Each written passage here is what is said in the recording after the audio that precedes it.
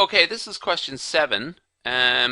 So this is the sum of sequential integers. So the first question here is compute. I'll just bring this up actually. I'll just make it a bit bigger to read, easy to read. The sum of the first 30 integers, I equals 1 to 30. So let's have a quick look at what that means.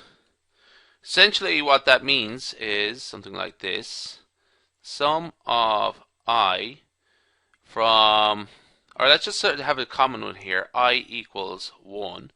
That looks like 1 plus 2 plus 3 all the way up to plus n. And to evaluate that, if you want to find out what the value of that is, it's n times n plus 1 over 2. So the first one we're going to do is I from 1 to 30 of I, okay. And so that is equal to 1 plus 2 plus 3 all the way up to 30. Okay, how do we calculate that? That is equal to 30, which is n. N plus 1 is 31. And we're dividing by 2. So that is 15. That's 465. Actually, just a bit of calculator work. So the answer to the first one there is 465. So question 2, the same thing again. Do it for I equals 1 to 65. And let's have a go with that. Sum of I to 65. Let's make that pen a bit smaller. That is equal to 65 times 66 all over 2. And that is, just get my calculator out,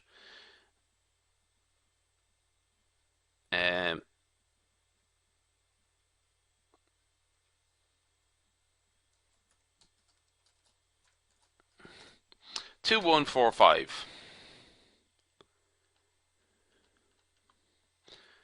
Okay. Third part is over here. The sum from I equals 1 to 37.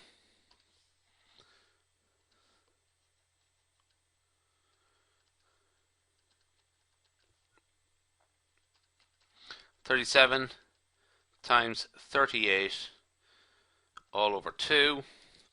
Get the calculator out. That works out to be 703.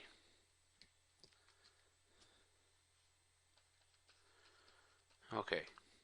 Now, the fourth and final part is, I just want to draw your attention to the start of the starting value for I for the first 3 cases. It was simple enough. It was 1 for each case. Now, the important thing to remember is that this formula here, it works on the assumption that you're starting with I equals 1. And so you can evaluate like that. So if I is something different from 1, you have to sort of use a partition method. So what we're going to do here is we're interested in 38 plus 39 plus so on, all the way up to 65. Okay.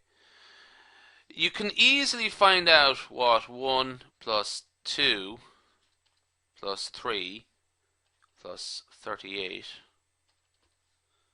plus 39 all the way up to 65 is. We've actually done that already.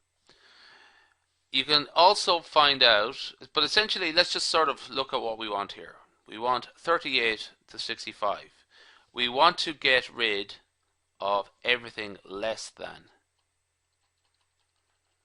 38.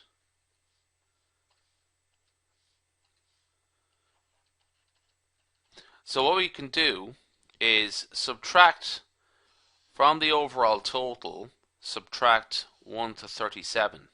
Okay. So essentially what we're saying is the sum from 38, I equals 38 to 65, can be written as the sum of I equals 1 to 65 of I minus the sum of I from 1 to 37.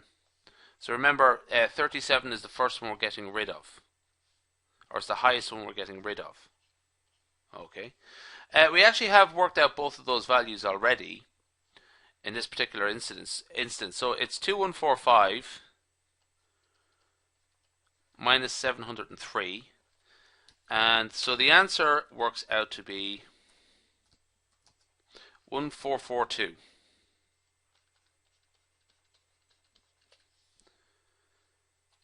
Okay, so that's the end of this presentation.